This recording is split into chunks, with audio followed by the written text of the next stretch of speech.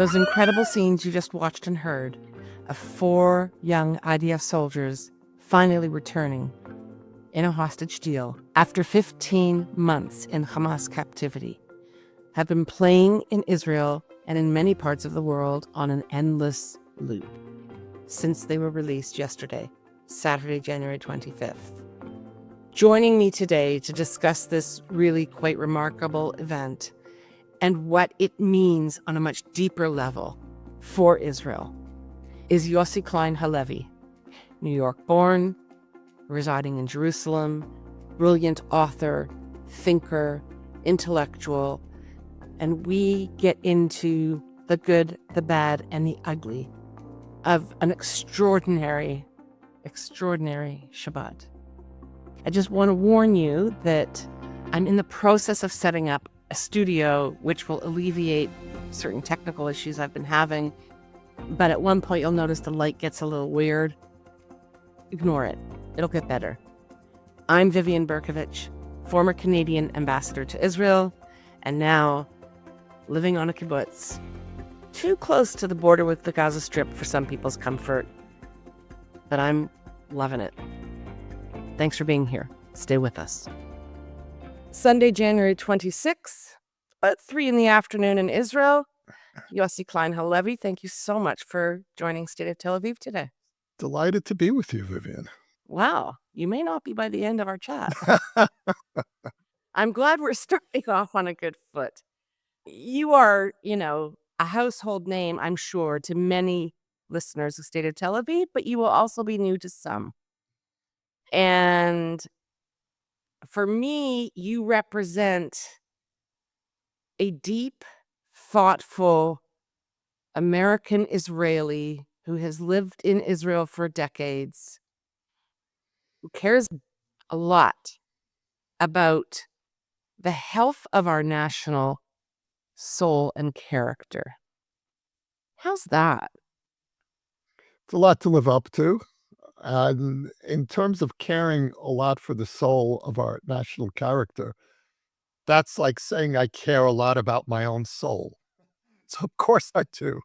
And what happens in Israel is an extension of all of our beings, all of us who are here, or anyone around the world who loves Israel, who feels a part of this story. The health of the soul of the nation is a reflection of our own being, the deepest part of ourselves. So yeah, I care a lot about the soul of the nation.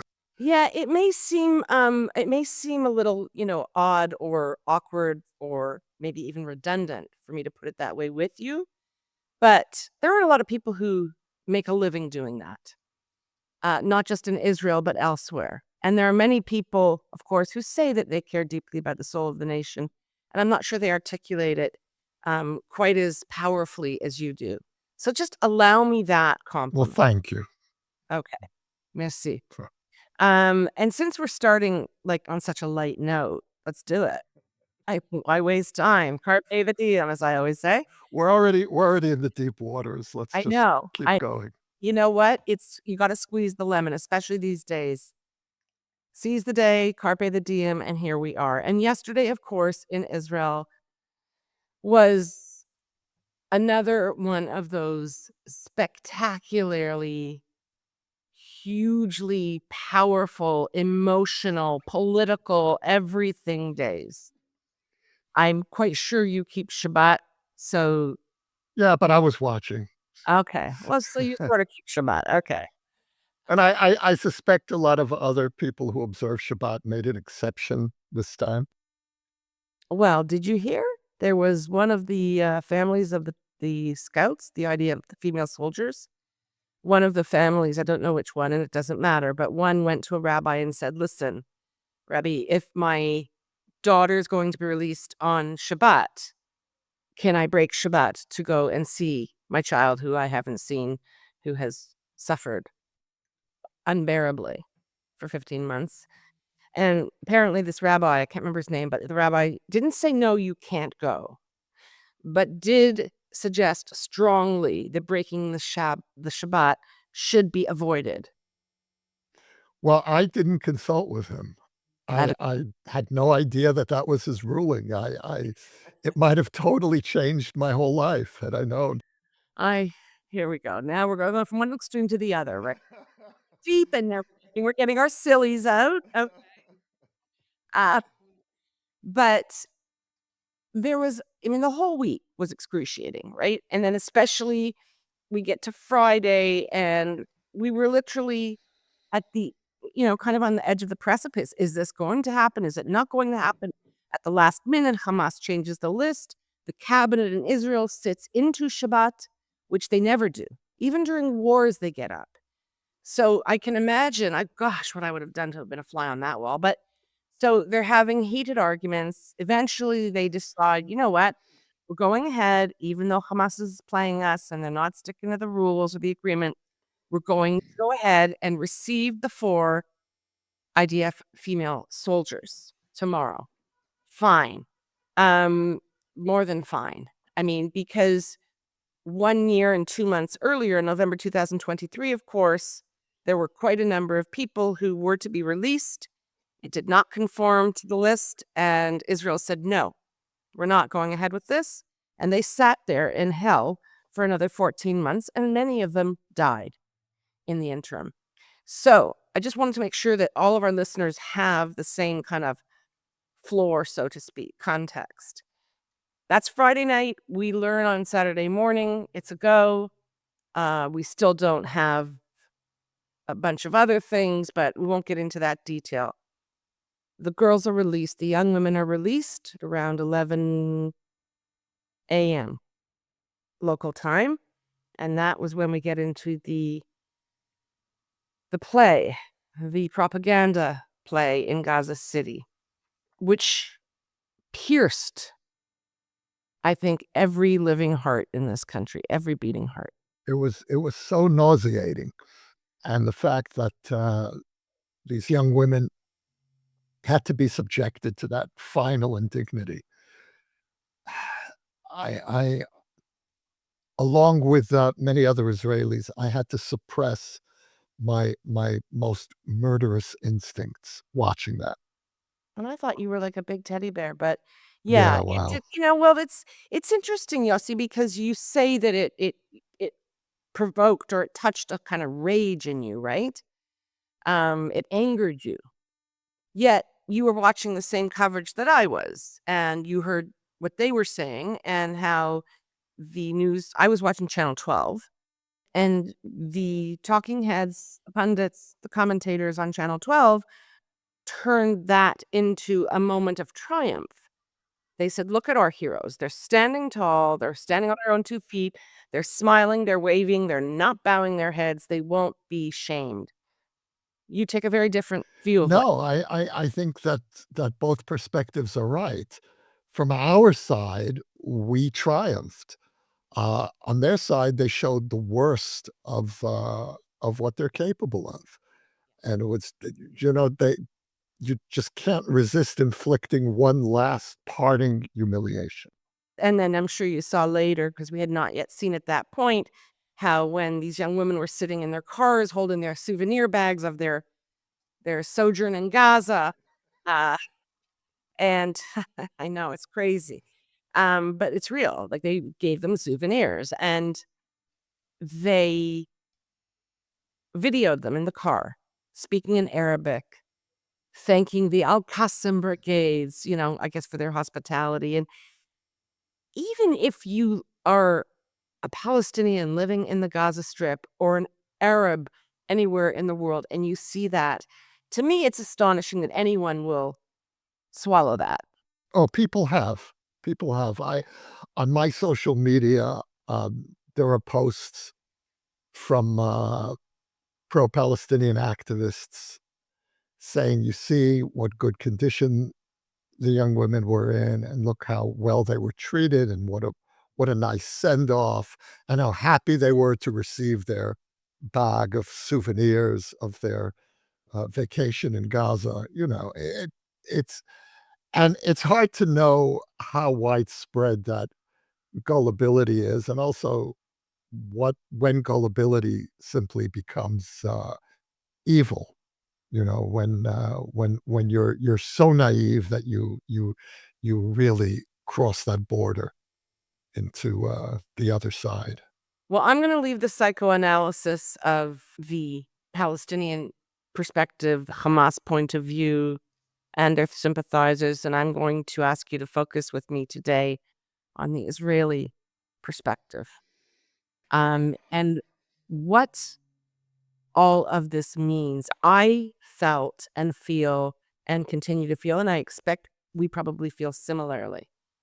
I feel that bringing home our hostages, our soldiers, our civilians, is so mission critical for this country.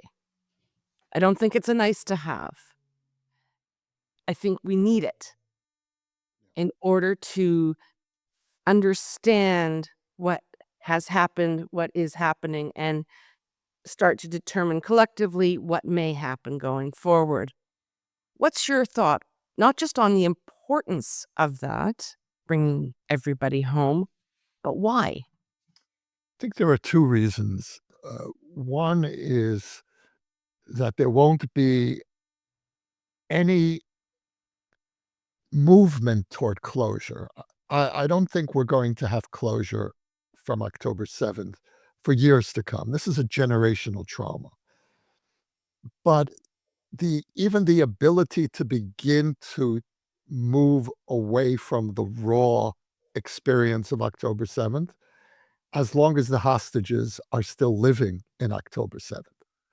And I think that that's viscerally what we feel, that we're stuck in October 7th because they're still in October 7th.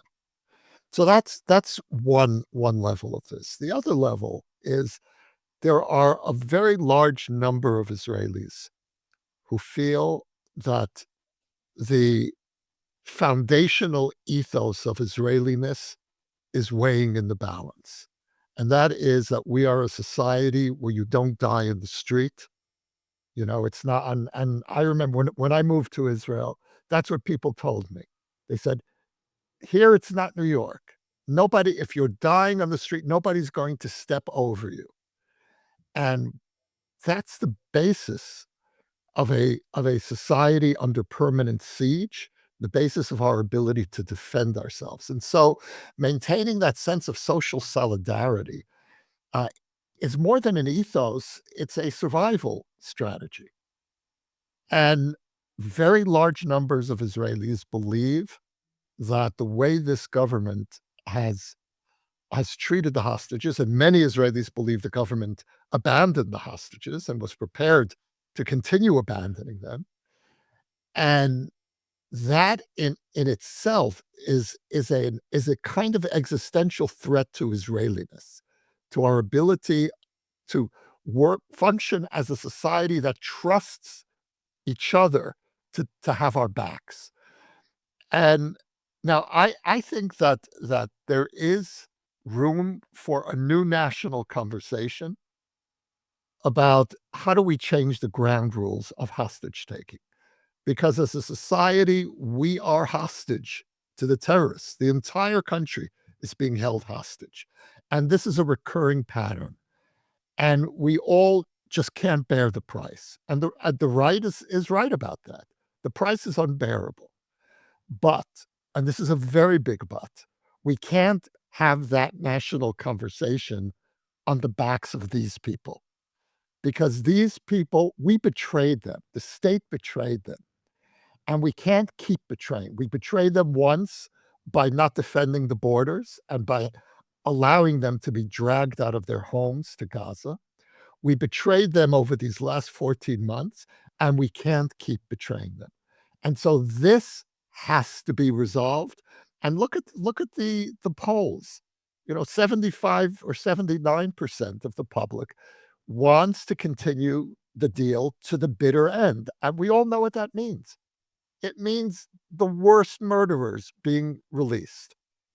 I saw a poll the other day. Did you see the poll in Yisrael Hayom? 59% of supporters of Smotrich The far right party headed by Smotrich, 59% want the deal to continue. Now, Smotrich, of course, is leading the opposition to the deal. Now, that really shows you that the Israeli public has come to understand this is not a question of do we give in to terrorism, don't we give in? There's something much more basic at play, and that is restoring the faith of Israelis in our our ability to protect each other. Now, when I say changing the ground rules, and I think we really need to consider all kinds of options, that includes the death penalty for terrorists, for example. Maybe we shouldn't be keeping thousands of murderers in our prisons. And we have no death penalty in Israel. There was only one person ever executed in Israel, and that was Adolf Eichmann. And that's part of the ground rules that we need to re-examine. But again, not until all these hostages are home. So you've just opened the Pandora's box for us and for me. And this is exactly where we need to be and where I wanted to go. I was struggling over the last week, and in particular the last few days, to understand kind of where the tipping point was. We can never gauge these things precisely. But my sense over the last few days has been exactly what you're articulating with respect to referencing the Yisrael Hayom poll and the 59% of Smotrich's supporters. There has been a shift among the far right constituencies as well. Yeah. And it's real. And I Yes. can't help Yes. but believe that probably more than a few of them, not just you, who usually keep Shabbat, were watching the release on their telephones and on their televisions. And as they watched, they must have something so visceral and deep inside themselves had to It have was Vivian, watching this on Shabbat was one of the most religious experiences I've had on a Shabbat. love that. Thank you. That is like so well put. Me too. And I don't keep Shabbat. Well, you did yesterday It when you watched them.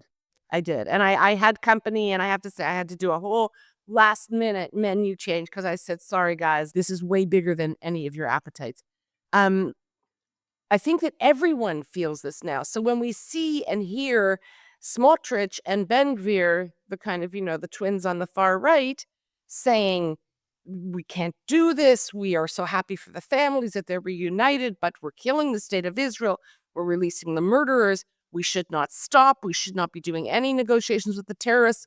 What's more important for the security of the state and what I would call the soul of the state is that we resettle Gaza.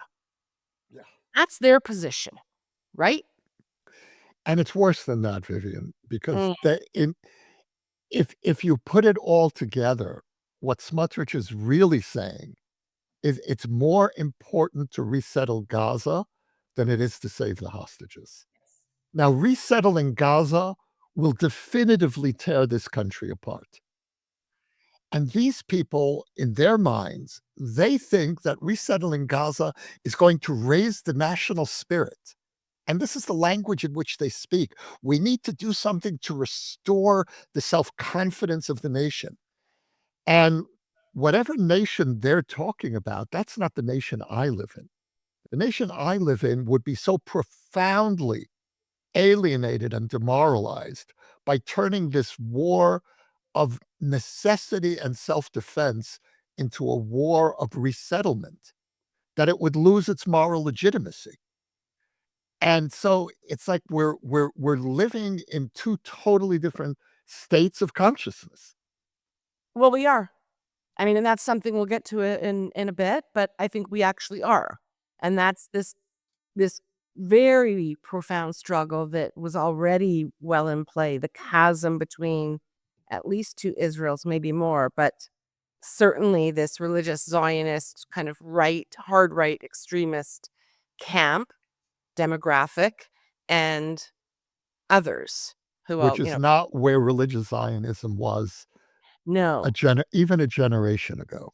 no, it's become, And that's interesting, but I don't want to get into that because I think that the leaders right now may be kind of out of touch and out of sync with their adherents, with the people who voted Yeah, I for it. hope so. I hope I so. hope so too. But as I'm watching these you just want to burst watching these scenes on Saturday. I feel a little kind of voyeuristic and uncomfortable, but we'll leave that part to the side. Um, and we have 90 or 91 more hostages, some living, some not, still in Gaza. My feeling since October 7th is pretty much exactly what you were saying a few moments ago, which is this: we lost on October 7th. We could Yes, not win that war. that's right. And what was of paramount and remains to me, and in my judgment, of paramount importance, is that every last person be brought home. We fight a war on our Yes. terms, not 250 people held hostage. It's insanity. Sorry, go ahead. Yeah, no, you're making a very important distinction, which is we won the war. I believe we won the war of October 8th, but we lost the war of October 7th. And we can't win that war. That war, and especially when they held 250 hostages, that we lost.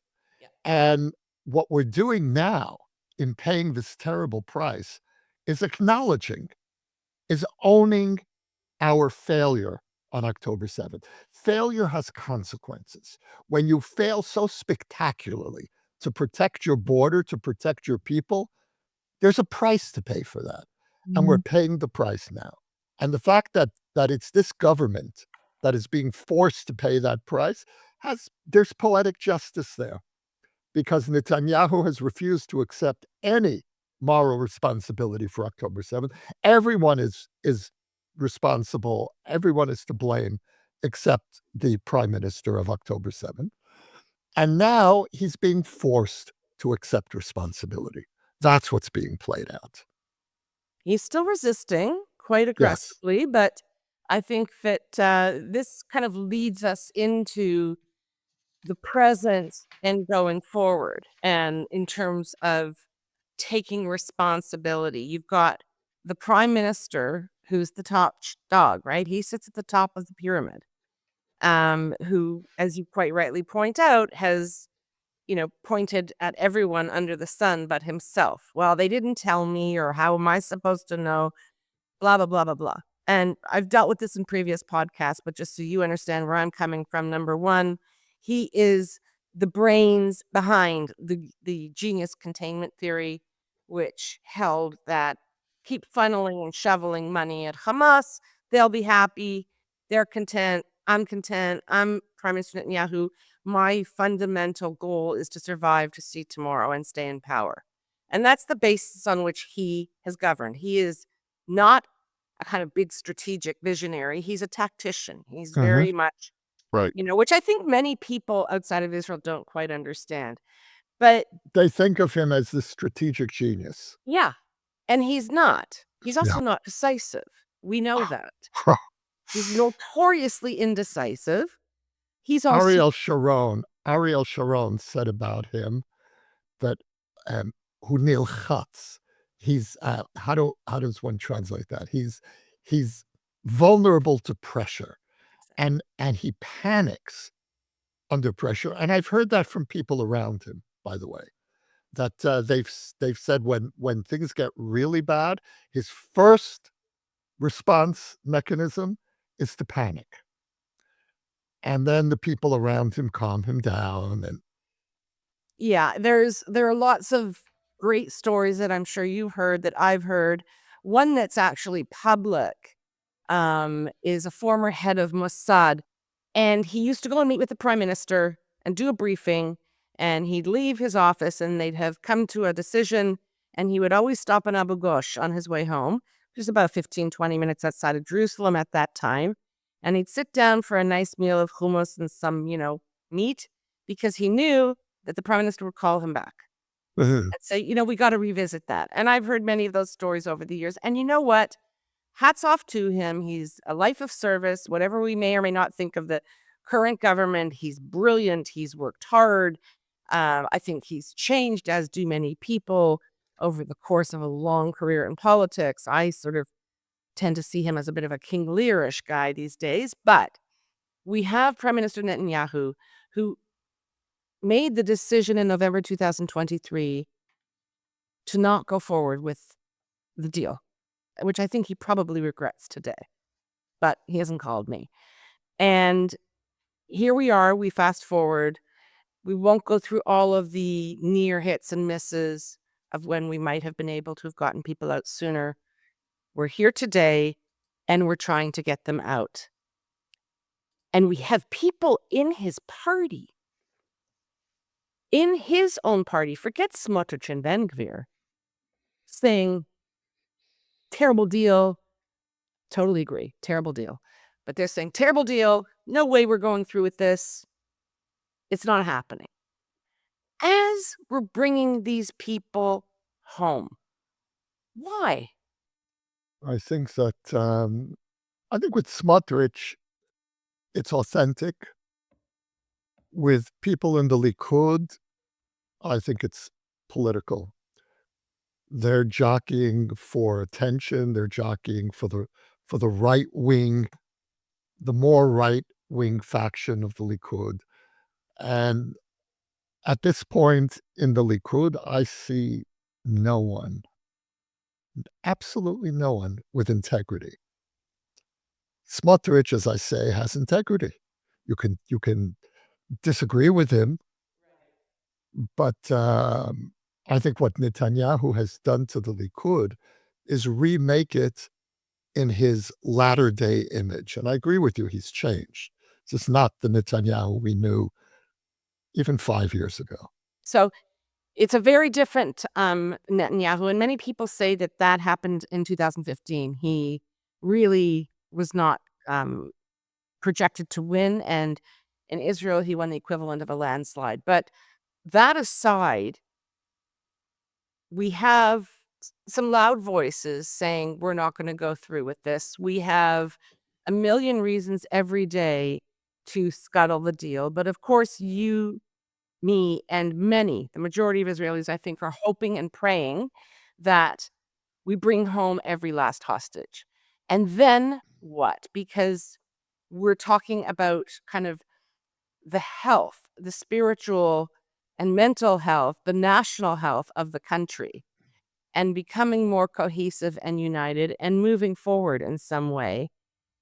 And there's this issue of a state commission of inquiry, which, when there are wildly dramatic events in the life of a nation, such as October 7th, they tend to be, in democratic countries, interpreted by as neutral a panel and process as you can put together. And there are many people in Israel, myself included, who feel that a state commission of inquiry is absolutely, it's a non-negotiable. It's absolutely critical. And I have to say, from the beginning, I've changed a bit. I've shifted because I was speaking to a friend of mine who's, what I call a real Israeli, seventh generation, Mizrahi, Likud family, no longer. But, and we were talking in the early days, and I said, I don't want an inquiry. What good is it going to do? It's going to tear us apart. And he said, we need it. We need to know how deep the rot is. And he also has 3 sons who have done, are doing, and will do army service. And he was an elite combat soldier. And now I totally agree with him. Oh, yeah. In light of what we've seen since October 7th, we must understand what happened, what did not happen. How do you, when you look at this resistance, the prime minister saying over and over, there's no need for a state inquiry. I say, the mere fact that you just said that is exactly why we need it.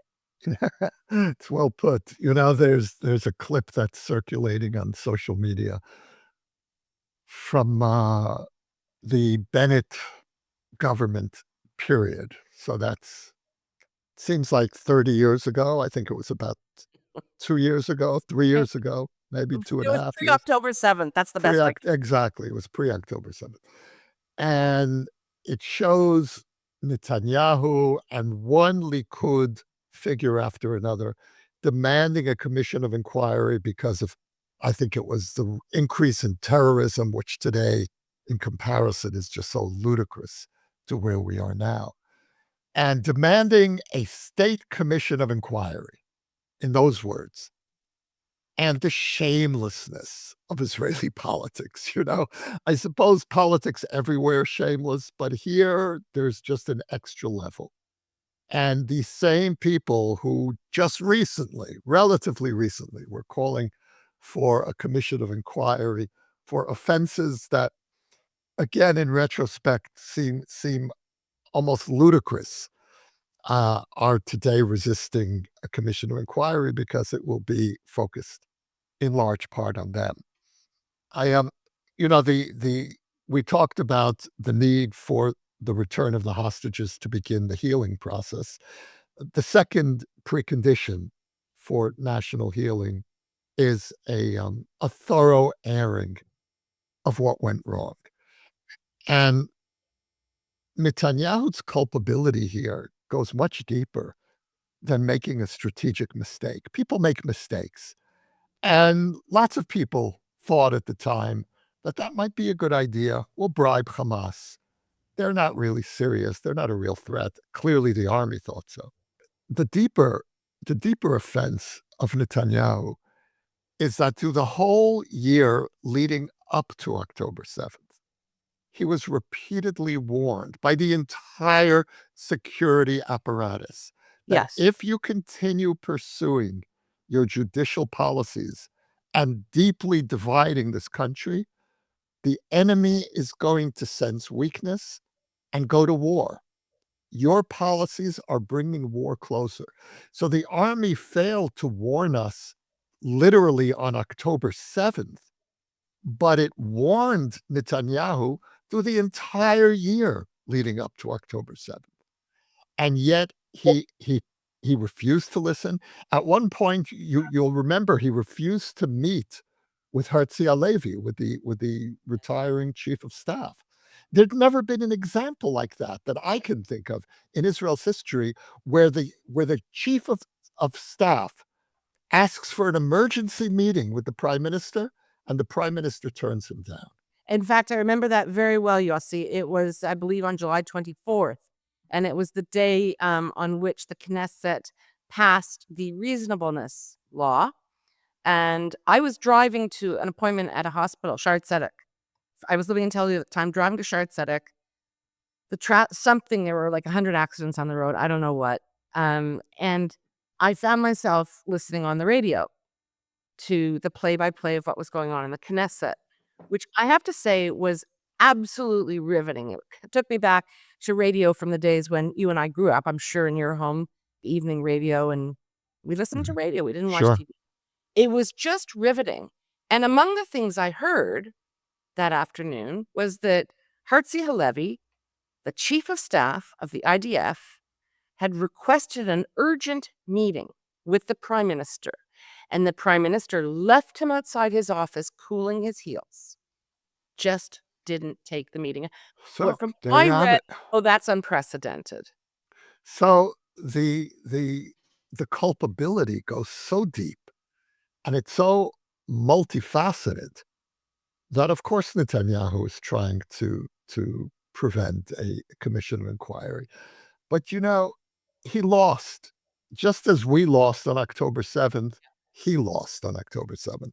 And no matter how many victories, no matter how many in the Israeli army they say X's, how many X's you mark on your belt, uh, he will never, never claim the legacy that he believes should be his.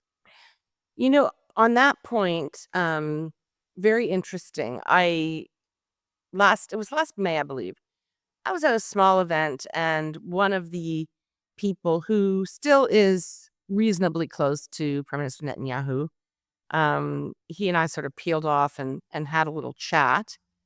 And this was at the time when momentum was really building towards the possibility of another hostage agreement. I was very worked up because I felt like many that we'd let too many opportunities slide away from us.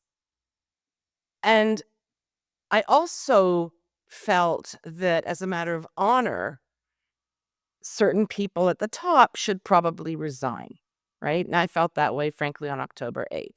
And at the time, people said, you can't switch horses in the middle of a war. I'm like, well, first of all, we're not in the middle, we're at the beginning, right? And you can't go into a war with the same crew who have the same minds, the same decision-making That's right. matrices and proclivities, and the same vested interests. They're not changing. They're the people who got us into this mess. We need a really fresh crew to look at things and get us out. Here we are. And at that point, I'm having this conversation. It was May. Okay, it wasn't even a full year later. I said, they've got to go. And this person said to me, why? I said, aside from the fact that they're causing so much um, division by the way in which they're prosecuting the war, and it's compounding what existed before of judicial reform, they're not making good decisions. And explain to me why a prime minister who has led us over the abyss should remain in control. And this person said to me, he won't go because he's worried if he goes now, his legacy will Of be course. October 7th. And I said, in 1,000 years, little Jewish children will sit in school and they will learn about Haman and October 7th. It is that big a deal. Yeah. And this person was like, no, you're wrong. I said, no, I'm not wrong. Actually, I'm right. What do you think you can do to save that legacy? And he gave me what he thought was possible. And it's so like PMO kind of, inside the bubble speak. The trifecta. What's the trifecta? The trifecta is bring home the hostages, push Hezbollah north of the Litani, and make a deal, a trade deal, a diplomatic deal, some deal with Saudi. And I'm looking at this person like they're coming from another planet. And I'm like, okay, the Litani, great. Saudi, I know how important it is in theory and in practice. I just can't get too excited about it at the moment. And the hostages, really? How are you going to do that? Because you haven't done it. And you've made decisions specifically that militate against the possibility of doing that. See, I like the way he laid out the options for Netanyahu. The old Netanyahu would have been very Sorry, hang tempted on. But to go for not that. the hostages.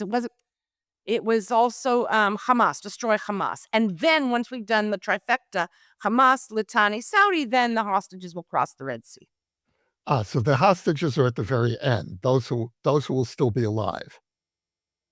Yeah, well, that's They not were always of a kind of, the hostages I find have always been of a kind of moving target in terms of status. the hostages for Netanyahu have been a nuisance. And it's astonishing how little to no empathy the prime minister has projected. The country is tormented by the fate of the hostages. The prime minister is not. I don't believe he loses sleep over the fate of the hostages. I don't believe he thinks about what they're going through. In fact, there was one revealing moment where he said, "They're not dying." Well, they are. That was They a are. very important moment. He said he is said to have said in a cabinet meeting or security cabinet meeting, they're suffering, they're not dying. In other words, in Do you- Hebrew, lo boer. It's nothing's urgent. They're not dying. right. Well, they are dying. And I'm part of, it brings us back to how you began the conversation, Vivian, which is that why this is so important, why we need to bring them back. the crisis in Israel is also a crisis of faith in the decency of our leadership. Do we have a leadership that cares to the extent that we care about the fate of the hostages? Was Netanyahu glued to the TV watching the play-by-play drama? Did he weep with the rest of the country at that moment of reunion? I think we kind of know the answer to that. And if we're wronging Netanyahu and misjudging him unfairly, it's almost irrelevant because so many Israelis believe that he doesn't have the empathy. And to have the prime minister of the Jewish state, when we're fighting our most difficult war since 1948, and to have a majority of the public not trust in the empathy of its prime minister, not trust in the human feelings, the Jewish feelings of our prime minister, is itself a threat to the country. And that also has security implications. Because if people don't believe that their leadership cares whether Israelis live or die, again, whether it's true or not, let's leave that aside for a moment. The fact that so many Israelis believe that creates this deep cynicism. And there's nothing more dangerous for Israel than cynicism. I think as we, the perception can be just as important, sometimes more important than the fact. And so it's like, we lawyers like to talk about neutrality or lack of bias. It's not just the fact that there is no bias in a particular situation. The perception of bias is so important. Before we go, I want to point out something that our listeners abroad won't be aware of, but I'm sure you noticed this. Yesterday we had these four beautiful young women. I can't even hold it in when I just think about it. Reunited with their families, just beyond beautiful. And the week before, we had three other young women reunited with their families. And only one family out of those seven received a phone call from the prime minister. Now, the first week, the three families took a phone call collectively. Yesterday, one family took a phone call. And of course, in the prime minister's office, they're filming him so they can then put it on Instagram. What that says to me is that they all refuse to see him in person. You'll recall after other spectacular rescues, the June Commando rescue, it was a Saturday, and Bibi Netanyahu was at Ichilov Hospital in Tel Aviv or Sheba in a New York minute. And there, again, one family only would see him. The others were like, see you later. That's so telling, isn't it? It is. It is. And that's part of the strategic threat that this government poses. If you have such a profound split between a majority of Israelis and their leadership, that's a very dangerous situation for a country at war. And that's what has to change. I have a last question, a parting question for you, Vivian. Uh-oh. You spoke about a New York minute. Yeah. What is a Canadian minute? Oh, it's not a New York minute. It's a different kind of planet. Just watch what's unfolding now, with between Prime Minister Trudeau. I think he resigned, but we're not sure if he resigned. Maybe he resigned. And Trump. Yeah, Canadian. So a Canadian minute lasts Oh, about a month. it could last a decade. It could. I mean, I've never tested that, and I don't want to, but we all know what a New York minute is. It's maybe slow compared to the Tel Aviv minute, Yeah, well, but this is an Israeli minute is gone in a split second. right? So, I really hope that we can continue this conversation at some point in the future. And please, when we do, let every single one of them be home. And let's be talking about how we have to push and demonstrate and demand a state commission of inquiry. You with me? Be'ezrat Hashem, I'm with you completely. Thank you so much, Yossi. Pleasure to be with you. Thank you. I hope you enjoyed that conversation as much as I did. It was interesting, and we even did manage to have a few laughs, which isn't always easy, but we have to find the spots here. Thanks for being here. Please ring the bell, like us, do whatever it takes. We gotta get on top of those algorithms. And we'll be back soon. Have a great one. We love hearing from you, so please comment on our website, stateoftelaviv.com, or send us a note to hello@stateoftelaviv.com. On behalf of the State of Tel Aviv core team, Yon Zabo, our creative, graphic, visual, and marketing man, Amir White, producer and editor extraordinaire, sound guy, who is also impressively patient with me and my boomer tech deficiencies, and our social media manager, who pitches in on everything, Maya Naftalin. Thanks to the team. Thanks to you for being here. We'll be back soon.